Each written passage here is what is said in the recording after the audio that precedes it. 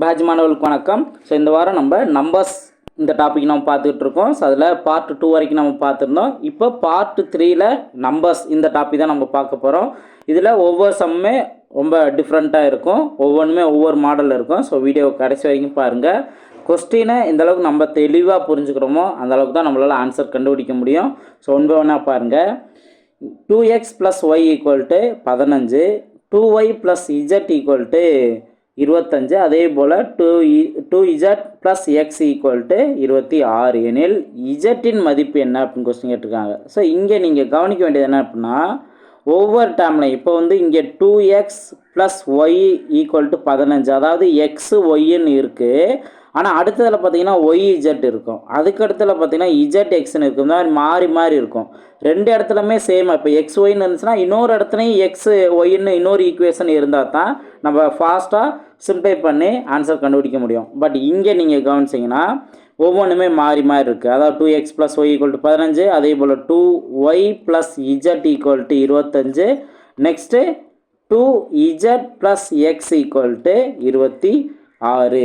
இப்போ இதில் நீங்கள் ஒன் பை ஒன்றா நீங்கள் சேஞ்ச் பண்ணணும். இப்போ ஃபஸ்ட்டு ஈக்குவேஷனை நான் 2ஆல் மல்டிபிள் பண்ணுறேன். ஏன் 2ஆல் மல்டிபிள் பண்ணுறேன்னா, இங்கே 2zன்னு இருக்கா, 2yன்னு இருக்கா, அதே போல் இங்கேயும் 2yயாக மாற்றுறதுக்கு நான் ஃபஸ்ட்டு ஈக்குவேஷன் 2ஆல் மல்டிபிள் பண்ணுறேன். அப்போது 4x + 2y = 15 × 2 30 அப்படின்னு வரும். ஓகேவா? இப்போ அடுத்ததை நீங்கள் 2y + z இப்படி போட்டாலும் ஓகே தான், அல்லது ஃபஸ்ட்டு இஜட்டை நோட் பண்ணிவிட்டு அடுத்தது 2y இதை நோட் பண்ணி நீங்கள் 25ன்னு நீங்கள் நோட் பண்ணாலும் அதோட வேல்யூ மாறாது. ஓகே, இந்த பொசிஷனை இங்கே, இந்த பொசிஷனை இங்கே, அவ்வளோதான். இதான் நான் பண்ணியிருக்கேன். ப்ளஸ் மைனஸ்னால் கரெக்டாக நோட் பண்ணிடணும். இப்போ நீங்கள் பாருங்கள், இதே இப்போ சிம்பிள் நம்ம மாற்றிடலாம். ஓகேவா? மாற்றினா 2yன்னு 2y ப்ளஸில் மைனஸில் இருக்குது, அப்போ அதை மட்டும் கேன்சல் ஆகிடும். மீதி உள்ளதை அப்படி எழுதணும். இப்போ 4x ப்ளஸில் தானே இருக்குது, சரி 4x ப்ளஸில் தானே இருக்குது, அப்போ 4x நோட் பண்ணலாம். இஜட் வந்து மைனஸில் இருக்குது, அப்போ -z = 30ல் 25 போணுச்சுன்னா பேலன்ஸ் 5. அப்போ இதுதான் புதுசாக ஒரு ஈக்குவேஷன் நம்ம கொண்டு வந்திருக்கோம். ஓகேவா? இப்போ இதை நீங்கள் 4வது ஈக்குவேஷனை கூட நீங்கள் வச்சுக்கலாம். இப்போது நீங்கள் இந்த ஈக்குவேஷனையும் இப்போ நம்ம புதுசாக கண்டுபிடிச்ச ஈக்குவேஷனையும் கவனிச்சிங்கன்னா ரெண்டு இடத்துலையுமே XZ தான் இருக்குது. ஆனால் பொசிஷன் மாறி இருக்கா? பொசிஷன் மாறி இருந்தாலும் நம்மளுக்கு பிரச்சனை இல்லை. அடுத்த ஸ்டெப் நம்ம என்ன பண்ணலாம், நான் என்ன பண்ணுறேன்னா, இப்போ நம்ம கண்டுபிடிச்ச 4வது ஈக்குவேஷனை நான் மறுபடியும் 2ஆல் மல்டிபிள் பண்ணுறேன். ஏன் அப்படின்னு பார்த்தீங்கன்னா, 4ஆல் மல்டிபிள் பண்ணிடலாம். இந்த ஈக்குவேஷன் நம்ம 4ஆல் மல்டிபிள் பண்ணாலும் சரி, ஆர் இந்த ஈக்குவேஷனை எது நம்ம மல்டிபிள் பண்ணாலும் சரி. ஓகே, இப்போ நான் வந்து 2ஆலே நான் மல்டிபிள் பண்ணிடுறேன். ஓகேவா? ஸோ 2ஆல் மல்டிபிள் பண்ணோம் அப்படின்னா இந்த ஈக்குவேஷன் என்ன மாறும், 4xங்கிறது 8xஆக மாறும், -2z = 10 அப்படின்னு மாறும். இந்த ஈக்குவேஷன் அப்படியே நீங்கள் நோட் பண்ணுங்கள். இப்போ இதில் வந்து என்ன பண்ணுறேன், z இந்த சைடு, x இந்த சைடு நான் நோட் பண்ணிக்கிறேன். அப்போ x + 2z = 26. இதில் இருந்து ஓகேவா, என்ன 2zம் 2zம் கேன்சல் ஆயிரும். அப்போ மீதி இருக்கிறது 9xோட வேல்யூ 10 + 26 36. இதிலேருந்து எக்ஸோட வேல்யூ என்ன, எக்ஸோட வேல்யூ 4. அவங்க ஆக்சுவலாக என்ன கேட்டிருக்காங்க, இஜட்டோட வேல்யூ தான் கேட்டிருக்காங்க. நான் இப்போ என்ன பண்ணுறேன் அப்படின்னா, இங்கே நான் சப்ஸ்டியூட் பண்ணிடுறேன். ஓகேவா? 3வது ஈக்குவேஷன் இருந்ததில் அங்கே எக்ஸோட வேல்யூ நான் 4 சப்ஸ்டியூட் பண்ணிடுறேன். அப்போது 2z + 4 = 26 அப்படின்னு இருக்கும். இதில் இருந்து 2zோட வேல்யூ என்ன, 4 = இந்த சைடு போகும்போது -4 மாறும். அப்போ 22 அப்படின்னு மாறுமா, 26ல் 4 போனுச்சுன்னா 22 தான். இதுலேருந்து இஜட்டோட வேல்யூ என்ன, 4 2 2 11 2 22. அப்போ இஜட்டோட வேல்யூ 11. ஆப்ஷன் டி தான் அதற்கான சரியான ஆன்சர். சார் இவ்வளோ ஒர்க் அவுட் பண்ணணுமாங்க சார் அப்படின்னு கேட்டிங்கன்னா, கண்டிப்பாக இவ்வளோ ஒர்க் அவுட் பண்ணி ஆகணும். ஏன்னா அவங்க கொடுத்துருக்க ஆர்டர் மாறி மாறி கொடுத்துருக்காங்க. நான் ஸ்டார்டிங்லேயே சொன்னேன்ல, XYன்னு கொடுத்துருக்காங்க, அடுத்து YZன்னு கொடுத்துட்டாங்க, அடுத்து ZXன்னு கொடுத்துருக்காங்க. இந்த மாதிரி மாற்றி மாற்றி கொடுத்ததுனால நம்ம அதுக்கேற்றாப்படி நம்ம சேஞ்ச் பண்ணி ஒரு ஈக்குவேஷன் க்ரியேட் பண்ணி சிம்பிளை பண்ணுறோம். சார் இதை தவிர்த்து வேறு ஏதாவது மெத்தட் இருக்காங்க சார் நீங்கள் கேட்டிங்கன்னா, ஆப்ஷன் மெத்தட். ஒருவேளை ஆப்ஷனில் இங்கே ஆப்ஷனோட மதிப்பு என்ன கேட்டிருக்காங்க, இஜட்டோட வேல்யூ தானே, அப்போ கொடுத்துருக்க ஆப்ஷனு இஜட் தானே. அப்போ ஒருவேளை 4ன்னு நீங்கள் இசட் வேல்யூக்கு நீங்கள் 4ன்ட்டு இங்கே நீங்கள் சப்ஸ்டியூட் பண்ணலாம். ஓகேவா? சப்ஸ்டியூட் பண்ணிவிட்டு இங்கேயோ அல்லது இங்கேயோ சப்ஸ்டியூட் பண்ணி ஏதாவது ஒரு வேல்யூ எக்ஸ் ஒய்ன்னு கிடைக்குமா, அதை இன்னொரு இடத்துலையும் நீங்கள் சப்ஸ்டியூட் பண்ணுற மாதிரி இருக்கும். அங்கே உங்களுக்கு எக்ஸோட வேல்யூ ஒய்யோட வேல்யூ இதெல்லாம் கிடைக்கும். அதெல்லாம் வச்சு நீங்கள் சிம்ப்ளை பண்ணும்போது ஈக்குவல் டு இந்த சைடு இருக்க மதிப்பே வருதா அப்படிங்கிறது உங்களுக்கு ஃபைனலாக தெரிஞ்சு அப்படின்னா அப்போ இசட்டோட வேல்யூ நம்ம எடுத்தது கரெக்டு அப்படின்னு எடுத்துக்கலாம். புரிஞ்சுக்கலாம் நான் சொல்கிறது? அப்போ ஆப்ஷன் மெத்தட்னா சரி இது கூட ஈஸியாக இருக்கே நீங்கள் நினைக்கலாம். ஆனால் அதுலேயும் ஒரு பிரச்சனை இருக்கும். என்ன அப்படின்னா நம்மளுக்கு மொதல் ஆப்ஷன்லையோ இல்லை ரெண்டாவது ஆப்ஷன்லையோ நம்மளுக்கு கெஸ் பண்ண வேல்யூ கரெக்டாக வந்துருச்சு அப்படின்னா பிரச்சனை இல்லை. ஒருவேளை இல்லை அப்படின்னா நம்ம 3ஆவது ஸ்டெப்பு 4ஆவது ஸ்டெப்பும் பண்ணுறதே தேவையில்லாத டைம் தான் வேஸ்ட் ஆகும். புரிஞ்சுங்களா? ஸோ நம்ம சால்வ் பண்ணுற மெத்தடு வேறு இருக்கலாம். பட் டைம் எப்படி சேவ் ஆகுது அப்படின்னு பார்க்கலாம். அந்த இதில் நீங்கள் யோசிக்கும்போது அப்போ நார்மல் மெத்தட்லேயே நம்ம அடுத்தடுத்து சால்வ் பண்ணிக்கலாம் அப்படின்னு கூட தோணலாம். ஸோ நீங்கள் 2 விதத்தில் உங்களுக்கு எது கன்வீனியன்ட்டோ நீங்கள் சால்வ் பண்ணிக்கலாம். நெக்ஸ்ட் கொஸ்டின் பாருங்கள். 2x minus y minus 4 equal to 0. 4x plus y plus 4 equal to 0 கொடுக்கப்பட்ட சமன்பாடு இருக்குன்னா தீர்வு என்ன அப்படின்னு கொஸ்டின் கேட்டிருக்காங்க. வேறு ஒன்றும் இல்லை, எக்ஸோட வேல்யூ ஒய்யோட வேல்யூ என்ன அப்படின்னு கொஸ்டின் கேட்டிருக்காங்க. இப்போ ஃபஸ்ட்டு ஈக்குவேஷன் எடுங்க. 2x minus 4 equal to 0. இதில் -4 ஈக்குவல் டு அந்த சைட் போனுச்சுன்னா +4ன்னு வருமா? அப்போ 2xோட வேல்யூ 4ன்னு வரும். இதுலேருந்து எக்ஸோட வேல்யூ 2 2 2 4. அப்போ எக்ஸோட வேல்யூ 2ன்னு கிடச்சிருச்சா? ஓகே. இப்போ ஆப்ஷன் கவனிச்சிங்கன்னா இங்கே எல்லாமே ஃபஸ்ட்டு 2ன்னு இருக்கனால இந்த 3 வரலாம், ஆப்ஷன் டி வராது. இப்போ இந்த 2 அப்படிங்கிறத எங்கே சப்ஸ்டியூட் பண்ணலாம்னா செகண்ட் ஈக்குவேஷனில் சப்ஸ்டியூட் பண்ணலாம். எக்ஸோட வேல்யூ 2ன்ட்டு அப்போ என்ன வரும்? இப்போ ஆக்சுவலாக 4x + y + 4 = 0ன்னு இருந்தது. எக்ஸோட 2 சப்ஸ்டியூட் பண்ணால் இங்கே 8 வரும் ப்ளஸ் y + 4 = 0.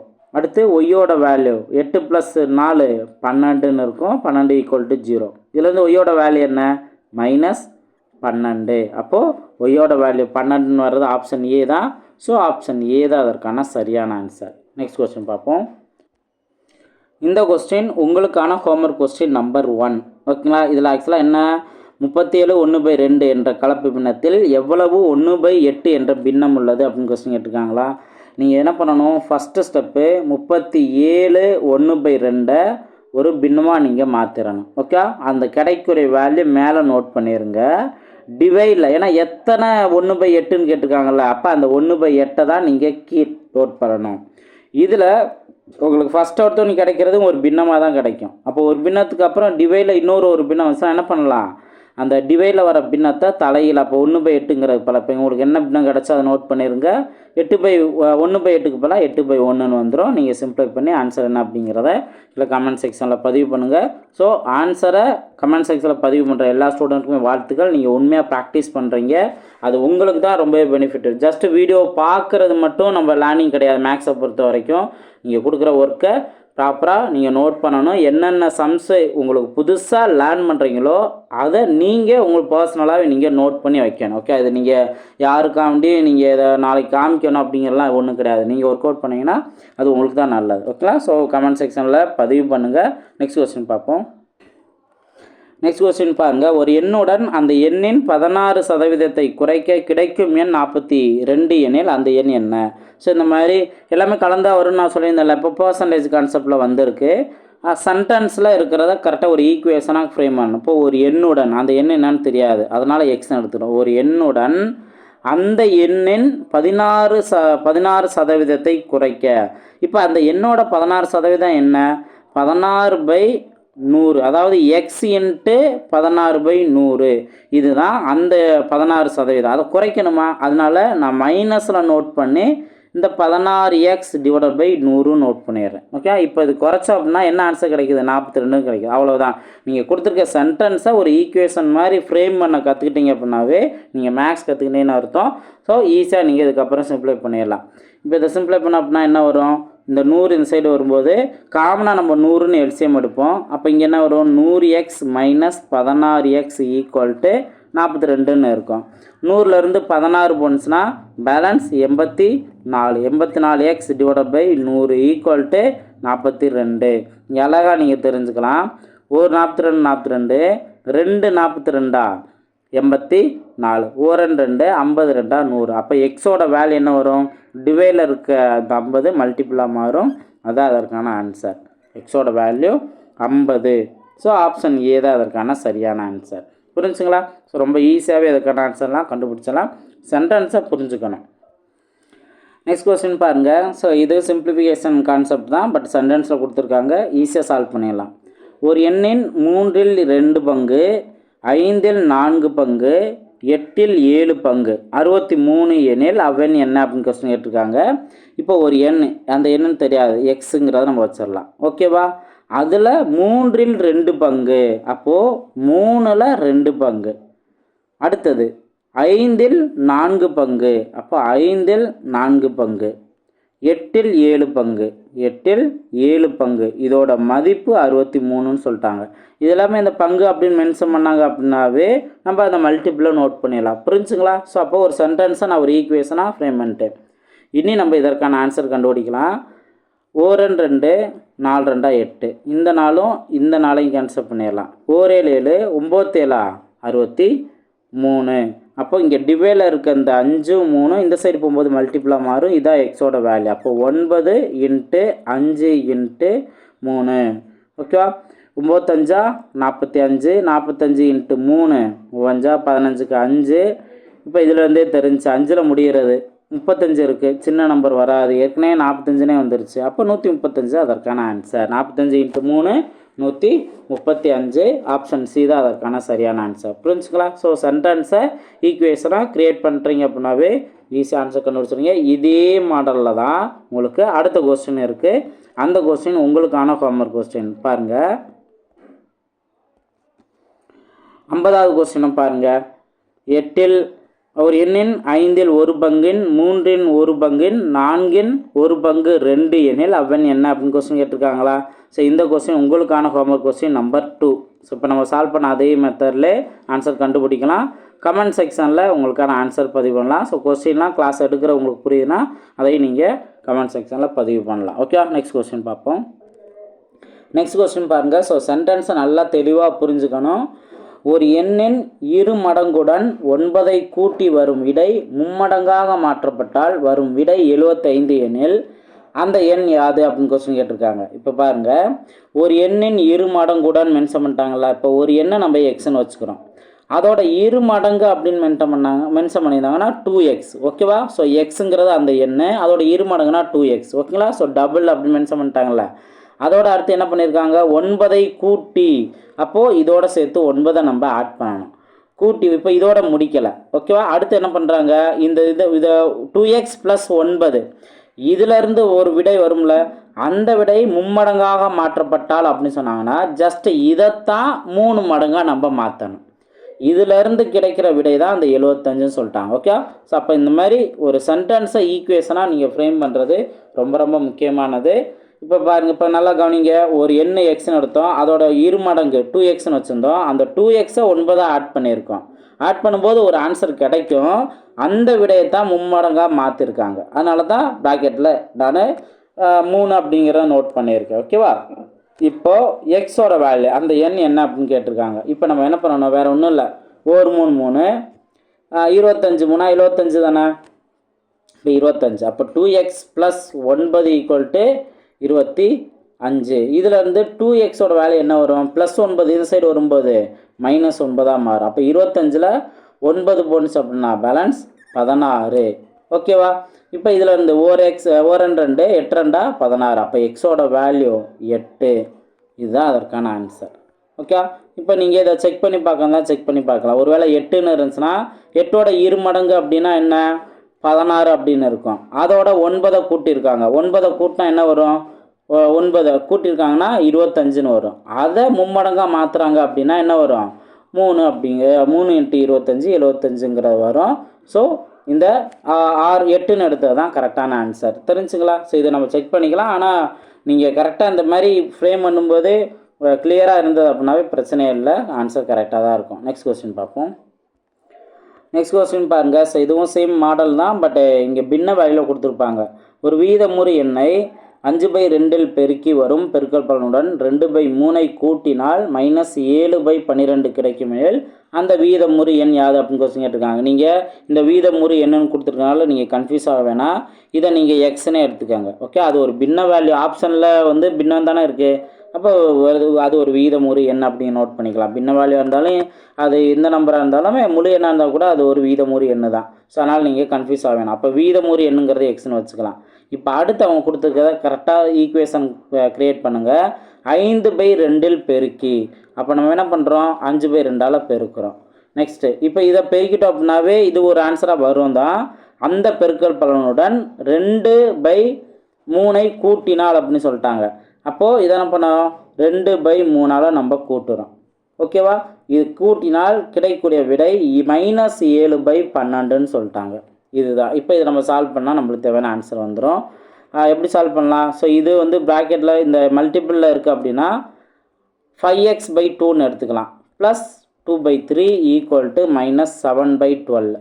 இப்போ இது எல்சிஎம் எடுக்கணுமா? எல்சிஎம் 6ன்னு வரும். கிராஸ் மல்டிபிள் பண்ணோம் அப்படின்னா 15x + 2 4. ஓகேவா, = -7/12. இப்போ ஓரார் 6 ஈராரா 12. இப்போ இந்த 2 டிவைடில் இருக்கா, இந்த சைடு வரும்போது மல்டிபிளாக இருக்கும். அப்போ இந்த 2 நம்பருக்கும் காமனாக வந்து நம்ம மல்டிபிள் பண்ணிடணும். 15 × 2 30. 30x + 2 8ன்னு வரும். = -7. இதில் இருந்து 30x மட்டும் இந்த சைடு வச்சிடறோம். 8 = அந்த சைடு போணுச்சுன்னா -8ன்னு வருமா? அப்போது -7 -8 -15. ஓர் 15 15, 2 15 30. அப்படி இல்லை அப்படின்னா நீங்கள் 30 டிவைடில் கொண்டு வந்துடலாமா? அப்போ -15/30. அப்போ என்ன ஆகும், 1 இருக்கும் 2. அப்போ எக்ஸோட வேல்யூ -1/2. -1/2 இதுதான் இதுக்கான ஆன்சர். ஆப்ஷனில் இருக்கா? ஆப்ஷன் டியில் இருக்குது. இதுதான் அதற்கான சரியான ஆன்சர். புரிஞ்சுங்களா? கரெக்டாக இந்த மாதிரி ஆன்சர் நம்ம பண்ணிடலாம். நல்லா ப்ராக்டிஸ் பண்ணுங்கள். நெக்ஸ்ட் கொஸ்டின் பார்ப்போம்.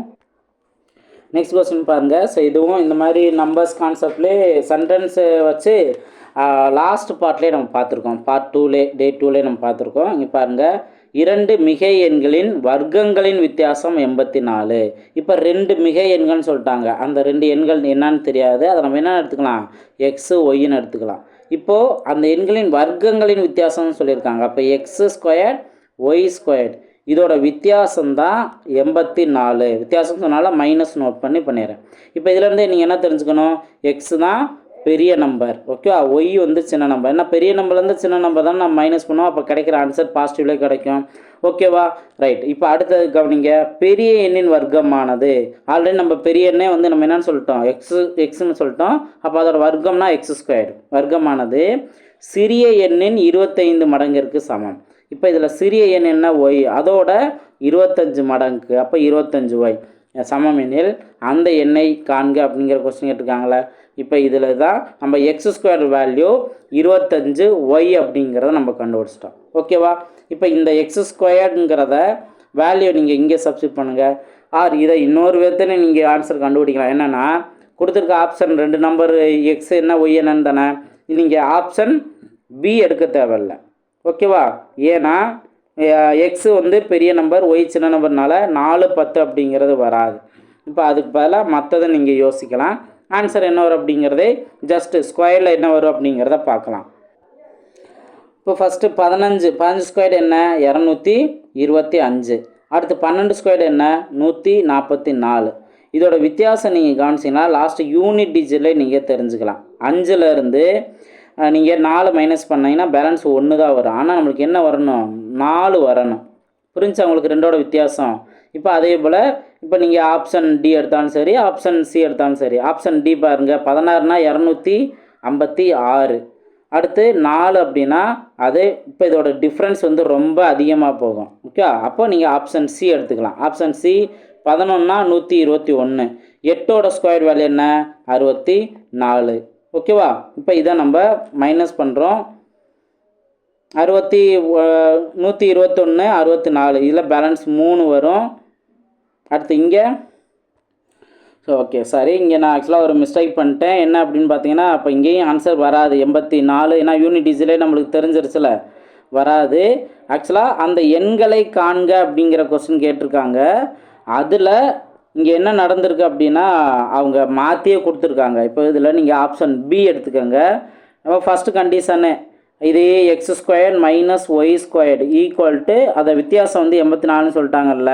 நீங்கள் அதிலே நீங்கள் பார்த்தாலுமே கூட இப்போ ஃபஸ்ட்டு பெரிய எண் நீங்கள் 100 10ன்னு இருக்குன்னா 10 ஸ்கொயர் மைனஸ் சின்ன எண் 4 ஸ்கொயர். இப்போ இது வித்தியாசம் பாருங்கள், 100 மைனஸ் 16னா இங்கே 84ன்னு கிடைக்கிது. ஓகே, அப்போது அந்த ஆப்ஷன் கொடுத்ததில் மாற்றி கொடுத்துருக்காங்க. மற்றபடி பெரிய எண் சின்ன எண் என்னான்னு தெரிஞ்சுக்கிட்டு அதுக்கு ஏற்றாப்புல நம்ம இங்கே பெரிய எண்ணை ஃபஸ்ட்டும் சின்ன நம்பரை செகண்டுங்கிற நோட் பண்ணிக்கலாம். ஓகேவா? ஸோ இதுபடி நம்ம பண்ணிடலாம். அப்போ ஆப்ஷன் பி தான் அதுக்கான சரியான ஆன்சர். செகண்ட் கண்டிஷனையும் பாருங்கள், பெரிய எண்ணின் வர்க்கமானது. அப்போது அந்த பெரிய எண் 10ன்னு இருக்கா, 10 ஸ்கொயரோட வர்க்கம்ங்கிறது சிறிய நம்பர் 4 தானே சொல்கிறோம். அந்த 4ங்கிறதோட 25 மடங்கிற்கு சமம். 4 × 25 என்ன வரும்? 4 × 25 100. 10 ஸ்கொயரோட வேல்யூ 100. ஓகே, அப்போ அந்த 10,4 இதுதான் அதற்கான ஆன்சர். ஓகே, ஸோ நான் அதை மாற்றி நான் நோட் பண்ணிட்டேன். ஆரம்பத்திலே இந்த இதை நம்ம வேறு ஒரு கண்டிஷன் படி நம்ம கேன்சல் பண்ணிட்டோம். ஸோ மிஸ்டேக் பண்ணிட்டேன். ஸோ ஆப்ஷன் பி தான் அதற்கான சரியான ஆன்சர். ஓகேங்களா? ஸோ நான் மிஸ்டேக் பண்ணிட்டேன், சாரி, டைம் வேஸ்ட் ஆயிடுச்சு. இப்போ நம்ம இந்த கண்டிஷன் கொஸ்டின் நம்ம புரிஞ்சுக்கிட்டோம் அப்படின்னாவே ஆட்டோமேட்டிக்காக ஆப்ஷனில் இருந்து நம்ம இதை எடுத்து எழுதிடலாம். ஓகேவா? மற்றபடி நம்ம எக்ஸ்னே வச்சு ரொம்ப நேரம் அதை நம்ம ட்ரை பண்ண அவசியம் இல்லை. ஆப்ஷனில் இருக்க நம்பரையும் நம்ம யூஸ் பண்ணிக்கலாம். நெக்ஸ்ட் கொஸ்டின் பார்க்கலாம். இந்த கொஸ்டின் உங்களுக்கான ஹோம்ஒர்க் கொஸ்டின் நம்பர் 3 பாருங்கள். 5இல் 1 பங்கு மதிப்புள்ள ஒரு எண் இருக்கும், அதே எண்ணில் 7இல் 1 பங்கு மதிப்பிற்கும் உள்ள வித்தியாசம். அப்போ என்ன பண்ணணும்? வேறு ஒன்றும் இல்லை, 5இல் 1 பங்கா. ஸோ அப்போ 5 மேலே 1 நம்ம நோட் பண்ணிடுறோம். அந்த எக்ஸ் தான் அந்த எண். ஓகே, அப்போ என்ன ஆகும்? x/5ன்னு மாறும். அடுத்தது பாருங்கள், அதே எண்ணில் 7இல் 1 பங்கு. அப்போ அதே எண்ணில் 7இல் 1 பங்கு அப்படின்னா x/7. இதுக்கான வித்தியாசம் அவங்க 10ன்னு சொல்லியிருக்காங்க. இதுலேருந்து எக்ஸ் வேல்யூ என்ன அப்படிங்கிறத கொஸ்டின் கேட்டிருக்காங்க. நீங்கள் இந்த ஸ்டெப்பில் இருந்து அப்படியே ஆன்சர் கண்டுபிடிக்க ஆரம்பிக்கலாம். எக்ஸ் என்ன வேல்யூ வரும் அப்படிங்கிறத கீழே கமெண்ட் செக்ஷனில் பதிவு பண்ணலாம். நெக்ஸ்ட் கொஸ்டின் பாருங்கள். ஒரு மிகை முழுவை 88ஆல் வகுக்கும்போது மீதி 61 கிடைக்கிறது. அதே மிகை முழுவை 11ஆல் வகுக்கும்போது கிடைக்கும் மீதி யாது அப்படின்னு கொஸ்டின் கேட்டிருக்காங்களா? ஸோ இதில் நீங்கள் ரொம்ப சிம்பிளாக, அதாவது ஒரு எண் என்னங்கிறது தெரியாது. ஓகே, அந்த எண்ணை 88ஆல் வகுக்கும்போது மீதி உங்களுக்கு 61 கிடைக்குது. இப்போது நீங்கள் ஃபஸ்ட்டு ஸ்டெப் என்ன பண்ணலான்னா, இருக்கிறது ஒரு மிக குறைந்த எண் எந்த எண் இருந்தால் அதை 88ஆல் வகுக்கும்போது மீதி 61 கிடைக்கும். ஜஸ்ட்டு 88 இதோட ஆட் பண்ணிக்கலாமா? ஆட் பண்ணோமா என்ன?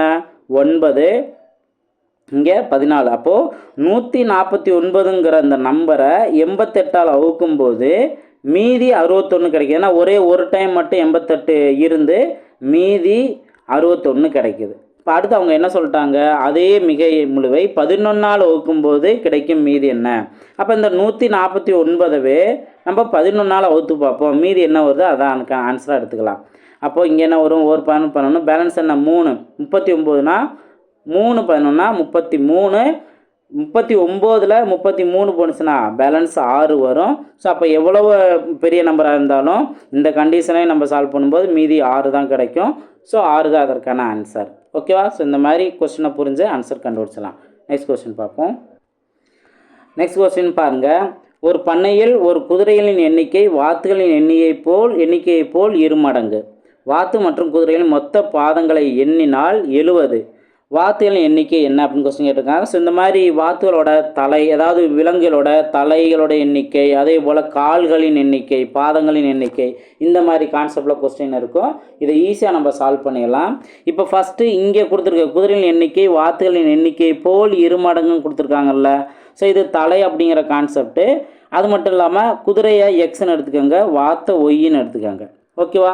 இப்போ குதிரைகளின் எண்ணிக்கை வாத்துகளின் எண்ணிக்கை போல் 2 மடங்கு சொல்லிட்டாங்களே. அப்போது எக்ஸோட வேல்யூ வாத்துகளின் எண்ணிக்கை போல் 2 மடங்கு, இந்த ஒரு பாயிண்ட். இப்போ அடுத்தது வாத்து மற்றும் குதிரையின் மொத்த பாதங்களின் எண்ணிக்கை 70 சொல்லியிருக்காங்க. இதில் நீங்கள் ஒரு முக்கியமான ஒரு பாயிண்ட் நீங்கள் தெரிஞ்சுக்கணும். ஏன்னா வாத்துக்கு 2 பாதம் இருக்குது, 2 கால் இருக்கும், குதிரைக்கு 4 கால் இருக்கும். இதெல்லாம் சேர்த்து தான் வந்து மொத்தத்துக்கு 70 சொல்லியிருக்காங்க. அப்போ என்ன பண்ணணும்னா, வாத்துக்கு வந்துட்டு 2 கால் தானே. அப்போது வாத்தை நம்ம என்னென்னு வச்சுருக்கோம்? ஒய்ன்னு வச்சுருக்கோம். குதிரையை நம்ம எக்ஸ்னு வச்சுருக்கோம், மறந்துடக்கூடாது. அதனால இப்போ நான் ஃபஸ்ட்டு இது வேணால் நீங்கள் நோட் பண்ணுறதை நோட் பண்ணிக்கோங்க. வாத்து வந்து ஒய்ன்னு வச்சோமா, அப்போ அதுக்கு 2 கால்னால 2y ப்ளஸ் குதிரைக்கு 4 கால், குதிரை எக்ஸ்னு வச்சோமா, அதனால் 4x. இது மொத்தம் சேர்த்தது 70. ஓகேவா? அடுத்து அவங்க என்ன கேட்குறாங்க, வாத்துகளின் எண்ணிக்கை தான் கேட்குறாங்க. வாத்து நம்ம ஒய்ன்னு வச்சுருக்கோமா, இப்போ இந்த ஈக்குவேஷனை எல்லாமே ஒய்ன்னு மாற்றிடலாம். அப்படி பார்க்கும்போது இந்த எக்ஸோட வேல்யூ 2yன்னு இருக்கா, அப்போ 4xோட வேல்யூ என்ன வரும், இங்கே 4 மல்டிப்ளை பண்ணால் 8yன்னு வருமா, அந்த 4xக்கு பதிலாக 8yன்ட்டு இங்கே நீங்கள் சப்ஸ்டிட் பண்ணிடுங்க. அப்போ என்ன வரும், 2y அப்படியே வச்சுட்டு இங்கே 4x பதிலாக 8y ஈக்குவல் டு 70. இதுலேருந்து ஒய் மொத்தம் எத்தனை இருக்குது, 10y இருக்கா, 10yயோட வேல்யூ 70 அப்படின்னா ஒரு ஒய்யோட வேல்யூ ஒரு 10 10 இங்கே 7 7 10 70. அப்போது ஒய்யோட வேல்யூ 7. மொத்தத்துக்கு 7 வாத்து தான் இருக்குது. ஆப்ஷன் பி தான் அதற்கான சரியான ஆன்சர். புரிஞ்சுங்களா? ஸோ இந்த கண்டிஷனை நீங்கள் புரிஞ்சுக்கிட்டு நீங்கள் நோட் பண்ணணும். ஃபஸ்ட்டுக்கு ஒருவேளை வந்து இன்னொரு ஒரு கொஸ்டின்லாம் வரும். எப்படின்னா குதிரை ப்ளஸ் வாத்துகளின் எண்ணிக்கை ஒரு 15 அப்படின்னு சொன்னாங்கன்னா குதிரைக்கும் ஒரே ஒரு தலை தான், வாத்துக்கும் ஒரே ஒரு தலை தான், அதுக்கு 15 மொத்தம் இருக்குது அப்படின்னா இந்த மாதிரி நீங்கள் நோட் பண்ணணும். அடுத்து கால்கள்னு சொல்லும்போது தான் எங்கே நம்ம 2 சேர்த்துக்கணும், எங்கே நம்ம 4 சேர்த்துக்கணுங்கிறத கரெக்டாக புரிஞ்சு நோட் பண்ணணும். நீங்கள் அதுக்கேற்றாப்படி ஆன்சர் கண்டுபிடிச்சிடலாம். ஓகேவா? ஸோ என்னென்ன ஸ்டேட்மெண்ட் கொடுத்துருக்காங்களோ கரெக்டாக அதை புரிஞ்சு நோட் பண்ணணும். நெக்ஸ்ட் கொஸ்டின் பார்ப்போம். நெக்ஸ்ட் கொஸ்டின் பாருங்கள். ஸோ இது லாஜிக்காக நீங்கள் யோசிக்க வேண்டிய கொஸ்டின், ஆனால் இதில் மிஸ்டேக் பண்ண பாசிபிள் இருக்குது. நல்லா கவனிங்க. ஒரு மனிதன் முதல் நாளில் ரூபாய் 20 சம்பாதித்து அடுத்த நாள் ரூபாய் 15 செலவு செய்கிறார். மீண்டும் 3ஆம் நாள் ரூபாய் 20 சம்பாதித்து 4ஆம் நாள் 15 செலவிடுகிறார். இவ்வாறே அவர் சேமிப்பை தொடர்கிறார் எனில் ரூபாய் 60 எவ்வளவு சீக்கிரம் அவர் கையில் இருக்கும்? இதான் கொஸ்டின் கேட்டிருக்காங்க. ஸோ கொஸ்டினை நீங்கள் நல்லா புரிஞ்சுக்கோங்க. ஃபஸ்ட்டு முதல் நாளில் ஃபஸ்ட்டு டேயில் 20 ரூபா சம்பாதிக்கிறாங்க. செகண்ட் டேயில் அடுத்த நாள் தான், ஓகேவா? ஸோ நல்லா பார்த்துக்கணும். அடுத்த நாள் தான் 15 ரூபா செலவு பண்ணுறாங்க. அப்போ இந்த மாதிரி செலவு பண்ணிட்டாங்க அப்படின்னா இந்த 2 நாள் முடிவில் அவங்க கையில் எவ்வளோ இருக்கும், 5 ரூபா மட்டும்தான் இருக்குது. ஏன்னா 20ல் 15 போணுச்சுன்னா 5 ரூபா மட்டும்தான் சேமிப்பு அப்படின்னு இருக்கும். ஓகேவா? அப்போ 2 நாள் முடிவில் 5 ரூபா தான் அவர் கையில் இருக்குது. 2 நாள் முடிவில் 5 ரூபா தான் அவர் கையில் இருக்குது. இப்போது மொத்தத்துக்கு அவருக்கு 60 எவ்வளோ சீக்கிரம் கிடைக்கும் அப்படின்னு கொஸ்டின் கேட்டிருக்காங்களா. இப்போது 60 அப்படிங்கிறதுல நீங்கள் ரொம்ப நியரஸ்டாலாம் போயிடக்கூடாது. இப்போது 5ஓட எதை மல்டிப்ளை பண்ணால் நம்மளுக்கு 60 வரும் அப்படின்னு யோசிக்கிறதுக்கு முன்னாடி நீங்கள் என்ன பண்ணணும் அப்படின்னா, முதல் நாள் 20 சம்பாதித்துன்னு சொல்லிட்டாங்கல்ல, அப்போ இதுலேருந்து 20 நீங்கள் குறைச்சா 40ங்கிறதானே இருக்கும். ஓகேவா? இதை நீங்கள் முதல் நாள் அந்த 20 அப்படிங்கிற கான்செப்டை நீங்கள் மைனஸ் பண்ணிட்டீங்கன்னா 40. இப்போ நீங்கள் யோசிங்க, இப்போ 5ஓட எதை மல்டிப்ளை பண்ணால் 40 கிடைக்கும், 8. ஓகேவா? அப்போ அதே போல் தான் 2 நாள் முடிவில் அவர்கிட்ட 5 ரூபா இருக்குது அப்படின்னா மொத்தம் 8 செட்டு, அதாவது மொதல் நாள் 2ஆவது நாள் அப்படின்னு இருக்குல்ல, இதே போல் 8 2 16 நாள் முடிவில் தான் அவர் கையில் என்ன இருக்கும் அப்படின்னா 40 ரூபா இருக்கும். ஸோ கரெக்டாக இந்த கொஸ்டினை புரிஞ்சுக்கணும். ஓகேவா? ஏன் வந்து நான் இந்த 40 மட்டும் கெஸ் பண்ணுங்க அப்படின்னு நான் சொன்னேன் அப்படிங்கிறதுக்கு இனிமேல் உங்களுக்கு புரியும். என்னென்னா இப்போ மொத்தம் இப்போ இன்னும் நீங்கள் தெளிவாக புரிஞ்சுக்கணும் அப்படின்னா மொதல் நாள் 20 ரூபா, 2ஆவது நாள் அவர் 5 ரூபா செலவு பண்ணது போக மீதி 5 ரூபா இருக்குது. ஓகேவா? அடுத்து 3ஆவது நாள் அவருக்கு 20 ரூபா ஆடாக இருக்கும். அடுத்த 4ஆவது நாள் பார்த்தோம் அப்படின்னா அந்த 15 ரூபா செலவு பண்ணி இங்கே ஒரு 5 ரூபா சேர்த்து 10 ரூபான்னு இருக்கும். அப்போது 2ஆவது நாளில் 5 ரூபா அப்படின்னா 4ஆவது நாளில் 10 ரூபா. அதே போல் தான் ஜோடி ஜோடியாக வரும். அடுத்த 6ஆவது நாளில் இன்னொரு 5 ரூபா சேரும். அப்போது 15ன்னு இருக்கும். இந்த மாதிரியே போயிட்டு அவருக்கு 16ஆவது நாள் முடியல, அதாவது இப்போ ஒரு செட்டு, இது 2ஆவது செட்டு, இது 3ஆவது செட்டு, இந்த மாதிரி நான் கொண்டு வந்தோம்னா மொத்தம் 8 செட்டு முடிவில், 8 செட்னா 16 நாள், 16 நாள் முடிவில் அவர் கையில் 40 ரூபா இருக்கும். இந்த பாயிண்ட் வரைக்கும் புரிஞ்சா உங்களுக்கு? இப்போது நீங்கள் அடுத்தது பார்த்தீங்கன்னா 17ஆவது நாள் அவர் 20 ரூபா சம்பாதிப்பார். அப்போயே அவர் கையில் 60 ரூபா கைக்கு வந்துடும். ஓகேவா? 60 ரூபா கைக்கு வந்துடும். அதுக்கு அடுத்த நாள் தான் 18ஆவது நாள் தான் அவர் அந்த 5 ரூபாயை செலவு பண்ணுவார். அப்போ வந்து அவர்கிட்ட எவ்வளோ மாறிடும், 45 ரூபாய் மாறிடும். அது நம்மளுக்கு தேவையில்லை. ஏன்னா அவர் கையில் எப்போ இருக்கும் அப்படின்னு கேட்டாங்கன்னா அந்த 17ஆவது நாள்லேயே அவர் கையில் 60 ரூபா இருக்கும். ஆப்ஷன் ஏ தான் அதற்கான சரியான ஆன்சர். புரிஞ்சுக்கலாம். ஸோ இந்த மாதிரி கொஸ்டினில் இங்கே தான் மிஸ்டேக் பண்ணுவோம். இதே மாதிரியே கொஸ்டின் அப்படி கேட்பாங்க அப்படின்னா, ஒரு குரங்கு வந்துட்டு முதல் நாள் ஒரு 4 முளை ஏறிட்டு ஒரு 2 முளை வந்துட்டு கீழே இறங்கிடும், இந்த சரிஞ்சிடும், இந்த மாதிரி கான்செப்டில் மொத்தம் ஒரு 100 மீட்டரை வந்துட்டு எத்தனை நாளில் ஏறும் அப்படிங்கிற மாதிரி கேட்பாங்க. அங்கேயும் இந்த மாதிரி கான்செப்டை நீங்கள் புரிஞ்சு சால்வ் பண்ணுற மாதிரி இருக்கும். புரியுதுங்களா? ஓகே. இப்போ இந்த கொஸ்டினுக்கு நீங்கள் கரெக்டாக அந்த லாஜிக்கை கரெக்டாக புரிஞ்சுக்கணும். என்ன ஆன்சர் வரும் அப்படிங்கிறத பாருங்கள். நெக்ஸ்ட் கொஸ்டின் பார்ப்போம். லாஸ்ட் கொஸ்டின் பாருங்கள். ஒரு கோணமானது அதன் நிரப்பு கோணத்தின் 1/5 சமம் எனில் அக்கோணம் என்ன அப்படின்னு கொஸ்டின் கேட்டிருக்காங்க. இப்போது நீங்கள் ஒரு ஆங்கிள்ங்கிற பார்த்தீங்க அப்படின்னா, கோணம் அடுத்து அதன் நிரப்பு கோணம், இந்த ரெண்டோட கூடுதல் என்ன வரணும் அப்படின்னா 180 டிகிரி வரணும். இதுதான் நம்மளுக்கு முக்கியமான ஒரு பாயிண்ட். கோணம் அப்படிங்கிற கான்செப்ட் எடுக்கிறோம், இதை எக்ஸ்ன்னு வச்சுக்கலாம். நிரப்பு கோணம் அப்படிங்கிறத ஒய்ன்னு எடுத்துக்கலாம். ஓகேவா? இது ரெண்டோட கூடுதல், அதாவது எக்ஸ் ப்ளஸ் ஒய்யோட வேல்யூ 180 டிகிரி இருக்கணும்.